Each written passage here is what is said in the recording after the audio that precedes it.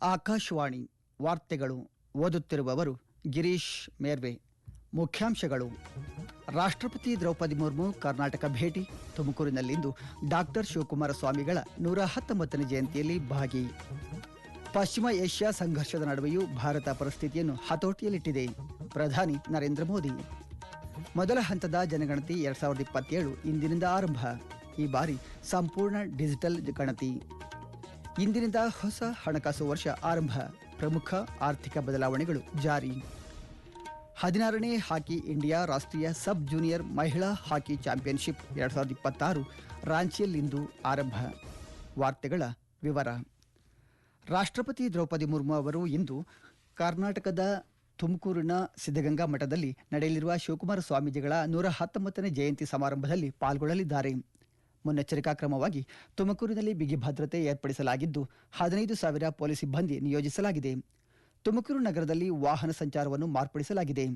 ನಿನ್ನೆ ರಾತ್ರಿ ಬೆಂಗಳೂರಿಗೆ ಆಗಮಿಸಿದ ಅವರನ್ನು ರಾಜ್ಯಪಾಲ ಥಾವರ್ ಚಂದ್ ಗೆಹ್ಲೋಟ್, ಕೇಂದ್ರ ರೈಲ್ವೆ ಖಾತೆ ರಾಜ್ಯ ಸಚಿವ ವಿ ಸೋಮಣ್ಣ ಬರಮಾಡಿಕೊಂಡರು.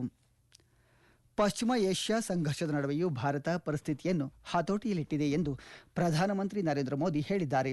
ಗುಜರಾತ್ನ ವಾವ್ ಥರಾದ್ ಜಿಲ್ಲೆಯಲ್ಲಿ ನಿನ್ನೆ ಸುಮಾರು 20,000 ಕೋಟಿ ರೂಪಾಯಿ ಮೌಲ್ಯದ ಅಭಿವೃದ್ಧಿ ಯೋಜನೆಗಳಿಗೆ ಚಾಲನೆ ನೀಡಿ ಮಾತನಾಡಿದ ಅವರು, ಕೇಂದ್ರ ಸರ್ಕಾರ ಪಶ್ಚಿಮ ಏಷ್ಯಾ ಬಿಕ್ಕಟ್ಟಿನ ಪ್ರಭಾವ ದೇಶದ ನಾಗರಿಕರ ಮೇಲೆ ಉಂಟಾಗದಂತೆ ಎಚ್ಚರಿಕೆ ವಹಿಸಿದೆ ಎಂದರು. ಚಾಲನೆ ನೀಡಲಾಗಿರುವ ಯೋಜನೆಗಳು ಈ ವಲಯದ ಸಾಮಾಜಿಕ ಆರ್ಥಿಕ ಅಭಿವೃದ್ಧಿ ಮತ್ತು ಸಂಪರ್ಕ ವ್ಯವಸ್ಥೆಯನ್ನು ಬಲಪಡಿಸಲಿದೆ ಎಂದು ವಿಶ್ವಾಸ ವ್ಯಕ್ತಪಡಿಸಿದರು. हमेशा से बड़ी ताकत रही है, कितना ही कठिन समय क्यों न आए, मुश्किल के समय हमारा देश एकजुट होकर खड़ा होता है. बीते कुछ समय से आप देख रहे हैं, दुनिया के कई देश युद्ध, अशांति और अस्थिरता से घिरे हैं. वेस्ट एशिया में जो हालत बने हुई है, उनका असर पूरी दुनिया पर है. ऊर्जा जरूरतों की डीजल, पेट्रोल और गैस की दिक्कत पूरी दुनिया में बढ़ गई है. ऐसे संकट में भी भारत ने हालातों को नियंत्रण में बनाए रखा है. ಇದಕ್ಕೂ ಮುನ್ನ ಸಾನನ್ನಲ್ಲಿ ಕೇನ್ಸ್ ಸೆಮಿಕಂಡಕ್ಟರ್ ಘಟಕ ಉದ್ಘಾಟಿಸಿದ ಪ್ರಧಾನಿ, ಸೆಮಿಕಂಡಕ್ಟರ್ ಕ್ಷೇತ್ರದಲ್ಲಿ ಭಾರತ ಪ್ರಮುಖ ಪಾಲುದಾರ ರಾಷ್ಟ್ರವಾಗಿ ಹೊರಹೊಮ್ಮುತ್ತಿದೆ ಎಂದರು. ವಿಶ್ವದ ಅತಿದೊಡ್ಡ ಜನಗಣತಿ ಪ್ರಕ್ರಿಯೆ ಎನಿಸಿಕೊಂಡಿರುವ ಭಾರತದ ಜನಗಣತಿ 2027ರ ಮೊದಲ ಹಂತ ಇಂದಿನಿಂದ ಆರಂಭವಾಗಲಿದೆ. ಇದೇ ಮೊದಲ ಬಾರಿಗೆ ಸಂಪೂರ್ಣ ಡಿಜಿಟಲ್ ರೂಪದಲ್ಲಿ ನಡೆಯುತ್ತಿರುವ ಈ ಗಣತಿಯಲ್ಲಿ ನಾಗರಿಕರಿಗೆ ಸ್ವಯಂ ಗಣತಿ ಆಯ್ಕೆಯನ್ನು ನೀಡಲಾಗಿದೆ. ಇಂದಿನಿಂದ ಈ ತಿಂಗಳ 15ರವರೆಗೆ ಸ್ವಯಂ ಗಣತಿ ನಡೆಯಲಿದ್ದು, ಕರ್ನಾಟಕ, ಗೋವಾ, ಒಡಿಶಾ, ಸಿಕ್ಕಿಂ, ಮಿಜೋರಾಂ ಸೇರಿದಂತೆ ರಾಜ್ಯ ಹಾಗೂ ವಿವಿಧ ಕೇಂದ್ರಾಡಳಿತ ಪ್ರದೇಶಗಳಲ್ಲಿ ಇದೇ 16ರಿಂದ ಮೇ 15ರವರೆಗೆ ಮನೆಗಳ ಪಟ್ಟಿ ತಯಾರಿಕೆ ಮತ್ತು ವಸತಿ ಗಣತಿ ಕಾರ್ಯ ನಡೆಯಲಿದೆ. ಇಂದಿನಿಂದ ಹೊಸ ಹಣಕಾಸು ವರ್ಷ ಆರಂಭವಾಗಿದ್ದು, ಪ್ರಮುಖ ಆರ್ಥಿಕ ಬದಲಾವಣೆಗಳು ಜಾರಿಗೆ ಬರಲಿವೆ. 6 ದಶಕಗಳ ಹಳೆಯ ಆದಾಯ ತೆರಿಗೆ ಕಾಯ್ದೆಯ ಬದಲಿಗೆ ಹೊಸ ಆದಾಯ ತೆರಿಗೆ ಕಾಯ್ದೆ 2025 ಜಾರಿಗೆ ಬರಲಿದ್ದು, ಇದು ತೆರಿಗೆ ವ್ಯವಸ್ಥೆಯನ್ನು ಸರಳಗೊಳಿಸಲಿದೆ. ಭಾರತೀಯ ರಿಸರ್ವ್ ಬ್ಯಾಂಕ್ ನಿರ್ದೇಶನದಂತೆ ಎಲ್ಲ ಡಿಜಿಟಲ್ ಪಾವತಿ ವಹಿವಾಟುಗಳಿಗೆ 2 ಬಾರಿ ದೃಢೀಕರಣ ಇಂದಿನಿಂದ ಕಡ್ಡಾಯವಾಗಲಿದೆ. ಇದರ ಜೊತೆಗೆ 2026-27ನೇ ಸಾಲಿನ ಪರಿಷ್ಕೃತ ಫಾಸ್ಟ್ಯಾಗ್ ವಾರ್ಷಿಕ ಪಾಸ್ ಶುಲ್ಕ ಕೂಡ ಇಂದಿನಿಂದ ಜಾರಿಯಾಗಲಿದ್ದು, ಪ್ಯಾನ್ ಕಾರ್ಡ್ ಅರ್ಜಿ ಸಲ್ಲಿಕೆಯ ಮತ್ತು ಹೊಸ ನಿಯಮಗಳು ಸಹ ಇಂದಿನಿಂದ ಜಾರಿಗೆ ಬರಲಿವೆ. ಲೋಕಸಭೆಯಲ್ಲಿಂದು ವಿದೇಶಿ ಕೊಡುಗೆ ನಿಯಂತ್ರಣ ತಿದ್ದುಪಡಿ ವಿಧೇಯಕ 2026 ಮತ್ತು ಜನ ವಿಶ್ವಾಸ್ ನಿಬಂಧನೆಗಳ ತಿದ್ದುಪಡಿ ವಿಧೇಯಕ 2026 ಕುರಿತು ಚರ್ಚೆ ನಡೆಯಲಿದೆ. ಸುಲಭ ಜೀವನ ಮತ್ತು ಸುಲಭ ವ್ಯಾಪಾರಕ್ಕೆ ಪೂರಕವಾಗಿ ಕೆಲವು ಅಪರಾಧಗಳನ್ನು ಅಪರಾಧ ಮುಕ್ತಗೊಳಿಸುವ ಉದ್ದೇಶವನ್ನು ಈ ವಿಧೇಯಕ ಹೊಂದಿದೆ. ರಾಜ್ಯಸಭೆಯಲ್ಲಿ ಕೇಂದ್ರ ಸಶಸ್ತ್ರ ಪೊಲೀಸ್ ಪಡೆಗಳ ಸಾಮಾನ್ಯ ಆಡಳಿತ ವಿಧೇಯಕ 2026 ಮತ್ತು ಇನ್ಸಾಲ್ವೆನ್ಸಿ ಹಾಗೂ ದಿವಾಳಿತನ ಸಂಹಿತೆ ತಿದ್ದುಪಡಿ ವಿಧೇಯಕ 2026 ಚರ್ಚೆಗೆ ಬರಲಿದೆ. 2026-27ನೇ ಸಾಲಿನ ಕೇಂದ್ರ ಆಯವ್ಯಯದ ಹಣಕಾಸು ಪ್ರಸ್ತಾವನೆಗಳನ್ನು ಜಾರಿಗೆ ತರುವ ನಿಟ್ಟಿನಲ್ಲಿ ನಿನ್ನೆ ಕೇಂದ್ರ ಸರ್ಕಾರ ಹಣಕಾಸು ಕಾಯ್ದೆ 2026 ಅಧಿಕೃತವಾಗಿ ಅಧಿಸೂಚಿಸಿದೆ. ಈ ಕಾಯ್ದೆಗೆ ಮಾರ್ಚ್ 30ರಂದು ರಾಷ್ಟ್ರಪತಿಗಳು ಅಂಕಿತ ಹಾಕಿದ್ದು, ಇಂದಿನಿಂದ ಆರಂಭವಾಗುವ ಹೊಸ ಹಣಕಾಸು ವರ್ಷದಿಂದ ಇದು ಜಾರಿಗೆ ಬರುತ್ತಿದೆ ಎಂದು ಕೇಂದ್ರ ಕಾನೂನು ಮತ್ತು ನ್ಯಾಯ ಸಚಿವಾಲಯ ತಿಳಿಸಿದೆ. ಕಳೆದ ಶುಕ್ರವಾರವಷ್ಟೇ ಸಂಸತ್ತು ಈ ವಿಧೇಯಕಕ್ಕೆ ಅನುಮೋದನೆ ನೀಡಿತು. ಲೋಕಸಭೆಯು ಮಾರ್ಚ್ 25ರಂದು 32 ತಿದ್ದುಪಡಿಗಳೊಂದಿಗೆ ಇದನ್ನು ಅಂಗೀಕರಿಸಿದ್ದರೆ, ರಾಜ್ಯಸಭೆಯು ಸುದೀರ್ಘ ಚರ್ಚೆಯ ನಂತರ ಧ್ವನಿಮತದ ಮೂಲಕ ವಿಧೇಯಕವನ್ನು ಲೋಕಸಭೆಗೆ ಮರಳಿಸಿ ಶಾಸನಬದ್ಧ ಪ್ರಕ್ರಿಯೆಯನ್ನು ಪೂರ್ಣಗೊಳಿಸಿತ್ತು. 2026-27ನೇ ಸಾಲಿನ ಬಜೆಟ್ನಲ್ಲಿ ಒಟ್ಟು 53.47 ಲಕ್ಷ ಕೋಟಿ ರೂಪಾಯಿಗಳ ವೆಚ್ಚವನ್ನು ಅಂದಾಜಿಸಲಾಗಿದ್ದು, ಇದು ಪ್ರಸಕ್ತ ಹಣಕಾಸು ವರ್ಷಕ್ಕಿಂತ ಶೇಕಡಾ 7.7ರಷ್ಟು ಹೆಚ್ಚಳವಾಗಿದೆ. ಆರ್ಥಿಕ ಬೆಳವಣಿಗೆ ಮತ್ತು ಉದ್ಯೋಗ ಸೃಷ್ಟಿಗೆ ಪೂರಕವಾಗಿ ಬೃಹತ್ ಮೂಲಸೌಕರ್ಯ ಯೋಜನೆಗಳಿಗಾಗಿ 12.2 ಲಕ್ಷ ಕೋಟಿ ರೂಪಾಯಿಗಳ ಬಂಡವಾಳ ವೆಚ್ಚವನ್ನು ಮೀಸಲಿಡಲಾಗಿದೆ. ಬೃಹತ್ ಯೋಜನೆಗಳ ಅಭಿವೃದ್ಧಿಯನ್ನು ಚುರುಕುಗೊಳಿಸಲು ಮೂಲಸೌಕರ್ಯ ಅಪಾಯ ಅಭಿವೃದ್ಧಿ ನಿಧಿಯನ್ನು ಸ್ಥಾಪಿಸುವುದಾಗಿ ಹಣಕಾಸು ಸಚಿವೆ ನಿರ್ಮಲಾ ಸೀತಾರಾಮನ್ ತಿಳಿಸಿದ್ದಾರೆ. ಅಲ್ಲದೆ ವಿತ್ತೀಯ ಕೊರತೆಯನ್ನು ಜಿಡಿಪಿಯ ಶೇಕಡಾ 4.3ಕ್ಕೆ ಇಳಿಸುವ ಗುರಿಯನ್ನು ಹೊಂದಲಾಗಿದ್ದು, ಇದು ಆರ್ಥಿಕ ಸ್ಥಿರತೆಯೊಂದಿಗೆ ಸುಸ್ಥಿರ ಬೆಳವಣಿಗೆಯನ್ನು ಸಾಧಿಸುವ ಸರ್ಕಾರದ ಬದ್ಧತೆಯನ್ನು ಪ್ರತಿಬಿಂಬಿಸುತ್ತದೆ. ಈ ವಾರ್ತೆಗಳನ್ನು ಆಕಾಶವಾಣಿಯಿಂದ ಕೇಳುತ್ತಿದ್ದೀರಿ. ನಮ್ಮ ಎಲ್ಲಾ ರಾಷ್ಟ್ರೀಯ ವಾರ್ತೆಗಳು ಹಾಗೂ ಪ್ರದೇಶ ಸಮಾಚಾರ ಈಗ ಆಕಾಶವಾಣಿ ನ್ಯೂಸ್ ಕನ್ನಡ ಯೂಟ್ಯೂಬ್ ಚಾನೆಲ್ನಲ್ಲಿ ಲಭ್ಯ. ನಮ್ಮ ಎಕ್ಸ್ ಖಾತೆ ಮತ್ತು ಇನ್ಸ್ಟಾಗ್ರಾಂ ಖಾತೆ ಆಕಾಶವಾಣಿ ನ್ಯೂಸ್ ಕನ್ನಡ. ಹೆಚ್ಚಿನ ಮಾಹಿತಿಗಾಗಿ ನಮ್ಮ ಫೇಸ್ಬುಕ್ ಖಾತೆ ಆಕಾಶವಾಣಿ ವಾರ್ತೆ ಕನ್ನಡವನ್ನು ಅನುಸರಿಸಿ.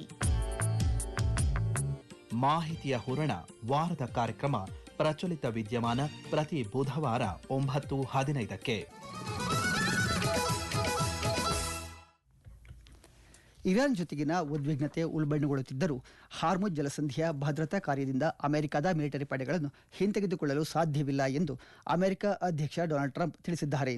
ಸುದ್ದಿವಾಹಿನಿಯೊಂದಕ್ಕೆ ನೀಡಿದ ಸಂದರ್ಶನದಲ್ಲಿ ಅವರು ಅಂತಾರಾಷ್ಟ್ರೀಯ ಮಿತ್ರ ರಾಷ್ಟ್ರಗಳು ಈ ನಿರ್ಣಾಯಕ ಹಡಗು ಸಾಗಣೆ ಮಾರ್ಗದ ರಕ್ಷಣೆಯಲ್ಲಿ ಹೆಚ್ಚಿನ ಜವಾಬ್ದಾರಿ ವಹಿಸಿಕೊಳ್ಳಬೇಕು ಎಂದು ಅಸಮಾಧಾನ ವ್ಯಕ್ತಪಡಿಸಿದ್ದಾರೆ. ಪ್ರಸ್ತುತ ನಡೆಯುತ್ತಿರುವ ಅಮೆರಿಕ ಇಸ್ರೇಲ್ ಜಂಟಿ ಪಡೆಗಳು ಹಾಗೂ ಇರಾನ್ ನಡುವಿನ ಸಂಘರ್ಷದಲ್ಲಿ ಯುಕೆಯಂತಹ ರಾಷ್ಟ್ರಗಳಿಂದ ಮಿಲಿಟರಿ ಬೆಂಬಲದ ಕೊರತೆ ಇದೆ ಎಂದಿದ್ದಾರೆ. ಹಡಗುಗಳ ಮೇಲೆ ಮತ್ತು ಪ್ರಾದೇಶಿಕ ಮೂಲಸೌಕರ್ಯಗಳ ಮೇಲೆ ಇರಾನ್ ನಿರಂತರವಾಗಿ ದಾಳಿ ನಡೆಸುತ್ತಿದ್ದರೂ ಸಹ ಹಾರ್ಮುಜ್ ಜಲಸಂಧಿಯಲ್ಲಿ ಯಾವುದೇ ನಿಜವಾದ ಬೆದರಿಕೆ ಇಲ್ಲ ಎಂದು ಅಧ್ಯಕ್ಷ ಟ್ರಂಪ್ ಪ್ರತಿಪಾದಿಸಿದ್ದಾರೆ. ಕೇಂದ್ರ ವಿದೇಶಾಂಗ ವ್ಯವಹಾರಗಳ ಸಚಿವ ಡಾಕ್ಟರ್ ಎಸ್ ಜೈಶಂಕರ್ ನಿನ್ನೆ ಸಂಜೆ ಪೋರ್ಚುಗಲ್ ವಿದೇಶಾಂಗ ಸಚಿವ ಪೌಲೋ ರಾಂಗೆಲ್ ಅವರೊಂದಿಗೆ ಮಾತುಕತೆ ನಡೆಸಿದ್ದಾರೆ. ಈ ಕುರಿತು ಸಾಮಾಜಿಕ ಜಾಲತಾಣದಲ್ಲಿ ಮಾಹಿತಿ ಹಂಚಿಕೊಂಡಿರುವ ಅವರು, ಉಭಯ ನಾಯಕರು ಪಶ್ಚಿಮ ಏಷ್ಯಾ ಸಂಘರ್ಷದ ಬಗ್ಗೆ ವಿಚಾರ ವಿನಿಮಯ ಮಾಡಿಕೊಂಡಿದ್ದು, ಭಾರತ ಪೋರ್ಚುಗಲ್ ನಡುವೆ ದ್ವಿಪಕ್ಷೀಯ ಸಹಕಾರವನ್ನು ಮತ್ತಷ್ಟು ಬಲಪಡಿಸುವ ಬಗ್ಗೆಯೂ ಚರ್ಚಿಸಲಾಗಿದೆ ಎಂದು ತಿಳಿಸಿದ್ದಾರೆ.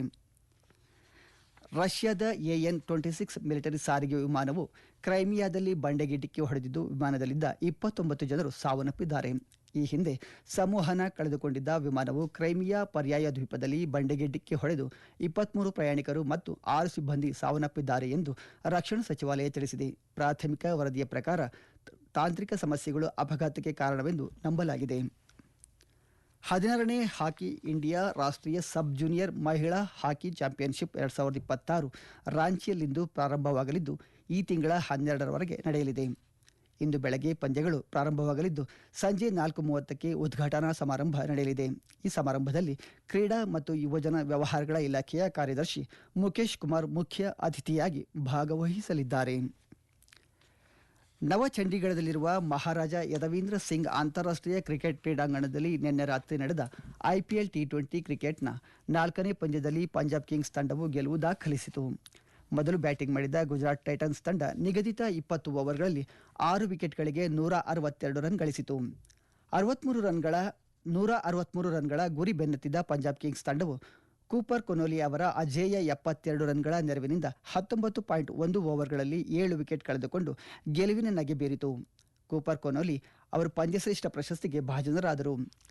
ಲಕ್ನೋನ ಅಟಲ್ ಬಿಹಾರಿ ವಾಜಪೇಯಿ ಏಕಾನ ಕ್ರಿಕೆಟ್ ಕ್ರೀಡಾಂಗಣದಲ್ಲಿ ನಡೆಯಲಿರುವ IPL ಕ್ರಿಕೆಟ್ನ 5ನೇ ಪಂದ್ಯದಲ್ಲಿ ಲಕ್ನೋ ಸೂಪರ್ ಜೈಂಟ್ಸ್ ತಂಡವು ದೆಹಲಿ ಕ್ಯಾಪಿಟಲ್ಸ್ ತಂಡವನ್ನು ಎದುರಿಸಲಿದೆ. ಪಂದ್ಯವು ರಾತ್ರಿ 7:30ಕ್ಕೆ ಪ್ರಾರಂಭವಾಗಲಿದೆ.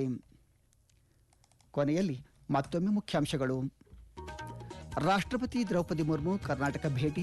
ತುಮಕೂರಿನಲ್ಲಿಂದು ಡಾಕ್ಟರ್ ಶಿವಕುಮಾರ ಸ್ವಾಮಿಗಳ 119ನೇ ಜಯಂತಿಯಲ್ಲಿ ಭಾಗಿ.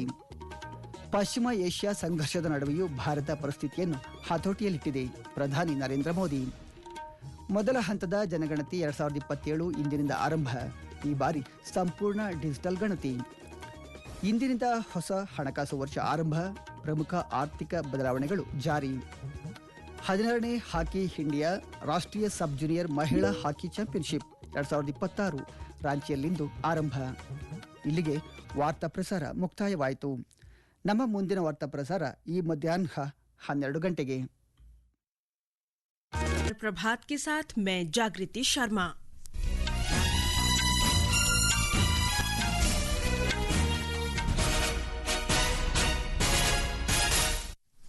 मुख्य समाचार। प्रधानमंत्री नरेंद्र मोदी ने इस दशक को भारत का तकनीकी युग बताया। कहा, प्रौद्योगिकी, एआई और सेमीकंडक्टर के क्षेत्र में देश की पहल से पूरी दुनिया को लाभ मिलेगा। विश्व की सबसे बड़ी और पहली डिजिटल जनगणना 2027 आज से शुरू। मकान सूचीकरण और आवास गणना का पहला चरण इस वर्ष सितंबर तक पूरा होगा। नए आयकर अधिनियम, डिजिटल भुगतान के लिए 2 चरणों में सत्यापन और पैन कार्ड आवेदन के लिए संशोधित नियम आज से लागू। महाराष्ट्र के गढ़चिरौली जिले में 9 माओवादियों ने आत्मसमर्पण किया। अमेरिका के राष्ट्रपति डोनाल्ड ट्रंप ने 2 से 3 सप्ताह के अंदर ईरान युद्ध समाप्त करने की घोषणा की और आईपीएल क्रिकेट में पंजाब किंग्स ने गुजरात टाइटंस को 3 विकेट से हराया।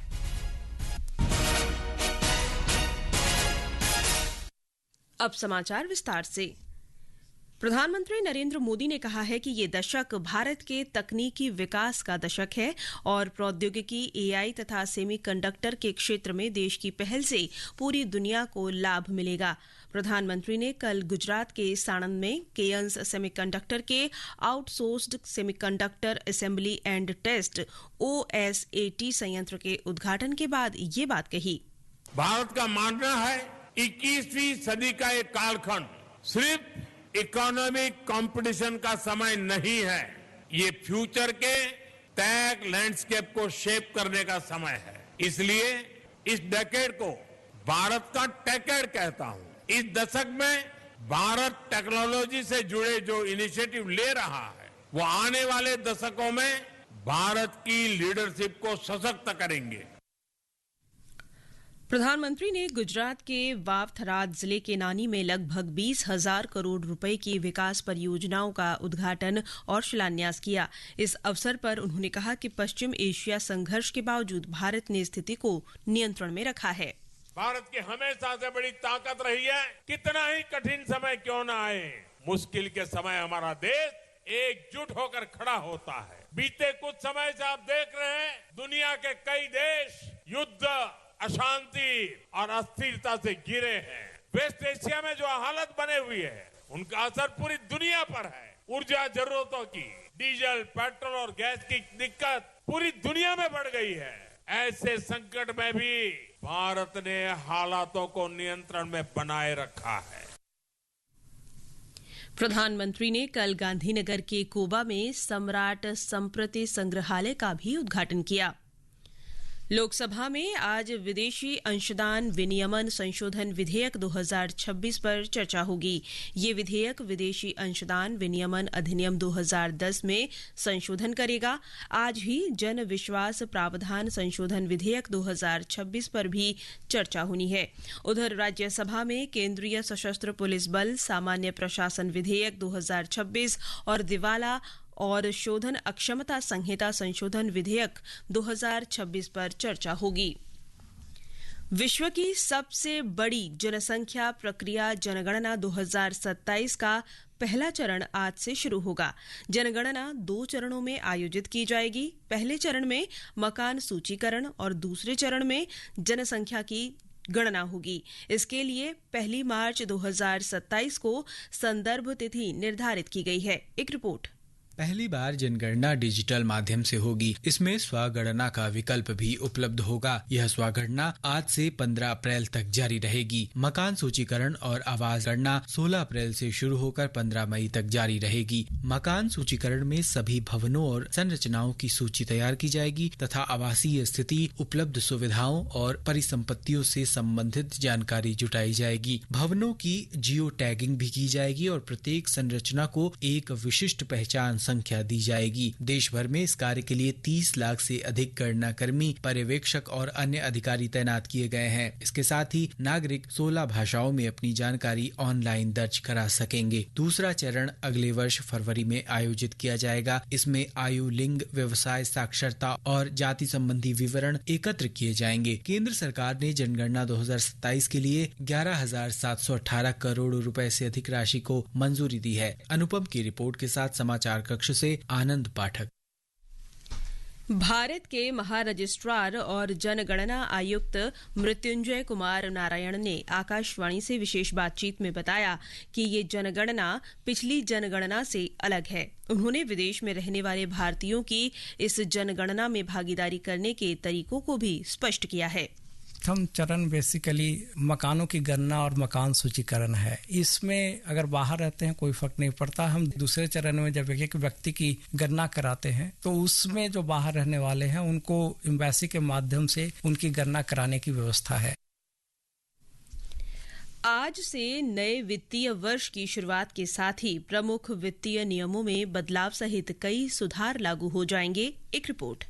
नए वित्त वर्ष के पहले दिन आज नए आयकर अधिनियम 2025 ने 6 दशक से भी अधिक पुराने आयकर अधिनियम 1961 का स्थान ले लिया है। इसे पुराने प्रावधानों को हटाकर जटिल नियमों को सुव्यवस्थित करके और करदाताओं के लिए अनुपालन को अधिक सरल बनाकर प्रणाली को आसान बनाने के उद्देश्य से तैयार किया गया है। भारतीय रिजर्व बैंक के निर्देशानुसार आज से देश में सभी डिजिटल भुगतान लेन देन के लिए 2 फैक्टर ऑथेंटिकेशन यानी 2 कारक प्रमाणीकरण के मानदंडों को पूरा करना अनिवार्य होगा। वित्त वर्ष 2026-27 के लिए फास्टैग वार्षिक पास का संशोधित शुल्क भी आज से लागू होगा। इसके साथ ही अस्थायी खाता संख्या पैन कार्ड के लिए आवेदन करने या उसे अपडेट करने के संशोधित नियम भी आज से प्रभावी होंगे। अनुपम मिश्र के साथ अंकित कुमार, आकाशवाणी समाचार, दिल्ली। प्रधानमंत्री और भारतीय जनता पार्टी के वरिष्ठ नेता नरेंद्र मोदी असम में आगामी विधानसभा चुनाव प्रचार के लिए आज राज्य के दौरे पर हैं। एक रिपोर्ट। भाजपा उम्मीदवारों के समर्थन में प्रधानमंत्री आज 2 जनसभाओं को संबोधित करेंगे। पहली रैली सुबह 11 बजे धीमाजी जिले के गोगामुख में होगी। इसके बाद प्रधानमंत्री विश्वनाथ जिले के बेहाली जाएंगे, जहां वे 1 बजे दूसरी रैली को संबोधित करेंगे। इस रैली में वे 3 महत्वपूर्ण निर्वाचन क्षेत्रों विश्वनाथ, बेहाली और गोहपुर के मतदाताओं को संबोधित करेंगे। असम में अपने कार्यक्रम पूरे करने के बाद प्रधानमंत्री आज नई दिल्ली लौट आएंगे। अमीनुल हक जवादर की रिपोर्ट के साथ समाचार कक्ष से दुर्गा प्रसाद। असम के 126 विधानसभा निर्वाचन क्षेत्रों के लिए 9 अप्रैल को एक ही चरण में मतदान होगा। दिसपुर LAC असम के प्रमुख और प्रतिष्ठित निर्वाचन क्षेत्रों में से एक है। इस विधानसभा सीट के बारे में अधिक जानकारी दे रहे हैं हमारे संवाददाता। 33 नंबर दिसपुर विधानसभा क्षेत्र असम के 126 निर्वाचन क्षेत्रों में से एक है। आगामी चुनाव के लिए मतदान 9 अप्रैल को होना निर्धारित है। वर्तमान विधानसभा चुनाव में दिसपुर के 5 उम्मीदवार मैदान में है। भारतीय जनता पार्टी ने प्रत्युष बर्दोली को उम्मीदवार बनाया है, जो भारतीय राष्ट्रीय कांग्रेस के मीरा ठाकुर गोस्वामी के खिलाफ चुनाव लड़ रहे हैं। बल्लभ पात्रा आम आदमी पार्टी के उम्मीदवार है, जबकि जयंत कुमार दास और आयुष कुमार सिंह स्वतंत्र उम्मीदवार के रूप में चुनाव लड़ रहे हैं। भारत के निर्वाचन आयोग के अनुसार दिसपुर में 2,43,000 से अधिक मतदाता है। आमिनुल हक जवादर, आकाशवाणी समाचार, गुवाहाटी। निर्वाचन आयोग ने पश्चिम बंगाल के हंसखाली नदिया जिले के ब्लॉक विकास अधिकारी सायंतन भट्टाचार्य को मतदान कर्मी पर हमले की घटना के बाद निलंबित कर दिया है। ये घटना राणाघाट में एक प्रशिक्षण सत्र के दौरान हुई। ये समाचार आकाशवाणी से प्रसारित किए जा रहे हैं। ताजा समाचार जानने के लिए आप हमारे social media handle @AIR News Hindi को फॉलो कर सकते हैं। जालिम लोशन, जालिम लोशन, जालिम लोशन, जालिम लोशन, वो है जालिम लोशन। दांत खांच खुजली में आराम, हानि रहित बेदाग जालिम लोशन। नेहा, तुम्हारी नई कार और ये रुतबा, काश मैंने भी कॉमर्स किया होता। अरे राहुल, किसने कहा CS के लिए सिर्फ कॉमर्स चाहिए? मैंने खुद साइंस से किया है। सच? आर्ट्स वाले भी? बिल्कुल, किसी भी स्ट्रीम से CS किया जा सकता है। इंतजार क्यों? अपने करियर की शुरुआत आज ही करें। कंपनी सेक्रेटरी बनकर अपने सपनों को साकार करें। एडमिशन के लिए लॉग इन करें www.icsi.edu पर। समाचार प्रभात में आपका फिर स्वागत है। महाराष्ट्र के गढ़चिरौली जिले में कल 30 लाख रुपए के कुल इनाम वाले 9 नक्सलियों ने पुलिस के समक्ष आत्मसमर्पण कर दिया। ये नक्सली छत्तीसगढ़ में सक्रिय इंद्रावती क्षेत्रीय समिति और राष्ट्रीय उद्यान क्षेत्रीय समिति के सदस्य थे। पुलिस अधीक्षक नीलोत्पल ने बताया कि गढ़चिरौली जिले में अब केवल 6 सशस्त्र वर्दीधारी नक्सली ही सक्रिय बचे हैं। इससे पहले छत्तीसगढ़ के बस्तर में कल 33 माओवादियों ने आत्मसमर्पण किया, जिनमें 17 महिलाएं भी शामिल हैं। महानगरों में तेल विपणन कंपनियों ने व्यावसायिक एलपीजी सिलेंडरों की कीमतों में 195 रुपये 50 पैसे की वृद्धि की है। इंडियन ऑयल कॉरपोरेशन लिमिटेड की वेबसाइट के अनुसार दिल्ली में व्यावसायिक एलपीजी सिलेंडरों की खुदरा कीमत अब 2078 रुपये 50 पैसे हो गई है। कोलकाता में व्यावसायिक एलपीजी की कीमत बढ़कर 2208 रुपये हो गई है। 19 किलोग्राम के व्यावसायिक एलपीजी सिलेंडर की संशोधित कीमत आज से लागू हो गई है। हालांकि घरेलू एलपीजी सिलेंडरों की कीमतों में कोई बदलाव नहीं हुआ है। अमेरिका के राष्ट्रपति डोनाल्ड ट्रंप ने कहा है कि ईरान के साथ युद्ध अगले 2 से 3 सप्ताह के भीतर समाप्त कर दिया जाएगा। मीडिया से बातचीत में राष्ट्रपति ट्रंप ने अमेरिकी सेना के ऑपरेशन एपिक फ्यूरी के जल्द पूरा होने की बात कही। उन्होंने कहा कि क्षेत्र से वापस लौटने से पहले अमेरिका ईरान की हर उस क्षमता को निष्क्रिय करना चाहता है जो उसके लिए खतरा बन सकती है। उन्होंने युद्ध समाप्त करने से पहले एक संभावित समझौते का भी संकेत दिया। इससे पहले अमेरिकी विदेश मंत्री मार्को रूबियो ने कहा था कि अमेरिका का मिशन पहले दिन से स्पष्ट था। उन्होंने कहा कि ईरान के खतरे को पूरी तरह से खत्म करने का ये अंतिम और सबसे अच्छा मौका है। आईपीएल क्रिकेट में चंडीगढ़ में पंजाब किंग्स ने गुजरात टाइटंस को 3 विकेट से हरा दिया। गुजरात टाइटंस ने निर्धारित 20 ओवर में 162 रन बनाए। आज शाम 7:30 बजे लखनऊ सुपर जायंट्स का मुकाबला दिल्ली कैपिटल से होगा।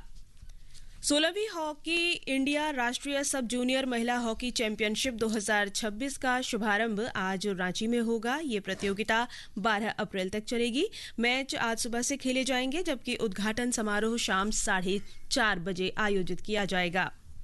अरुणाचल प्रदेश, असम और मेघालय में आज भारी बारिश हो सकती है। मौसम विभाग ने छत्तीसगढ़, महाराष्ट्र और तेलंगाना में कल तक गरज और ओलावृष्टि की संभावना व्यक्त की है। झारखंड, मध्य प्रदेश, ओडिशा, पूर्वी राजस्थान, कोंकण और गोवा में आज गरज के साथ बिजली चमक सकती है।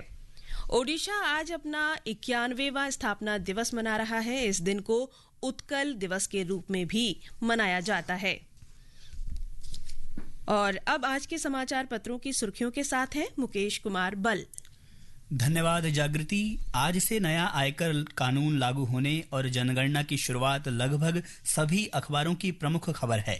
नवभारत टाइम्स लिखता है, टैक्स टोल ट्रेन आज से बदले नियम, पैन कार्ड के लिए भी नियमों में हुआ बदलाव। दैनिक जागरण की सुर्खी है, टोल प्लाजा पर आज से 100% डिजिटल पेमेंट। जिन गाड़ियों के पास वैध फास्टैग नहीं है या जिनमें पर्याप्त बैलेंस नहीं है, उन्हें जुर्माना देना पड़ सकता है या टोल प्लाजा पर रोका जा सकता है। नए आयकर कानून पर अमर उजाला लिखता है, 65 साल पुराना कानून अब इतिहास, आसान होगी भाषा, कर नहीं देने वालों के लिए अलग अलग फॉर्म की जरूरत भी खत्म। पंजाब केसरी ने आत्मनिर्भरता पर जोर शीर्षक से लिखा है, श्री मोदी ने made in India make for the world का मंत्र दिया।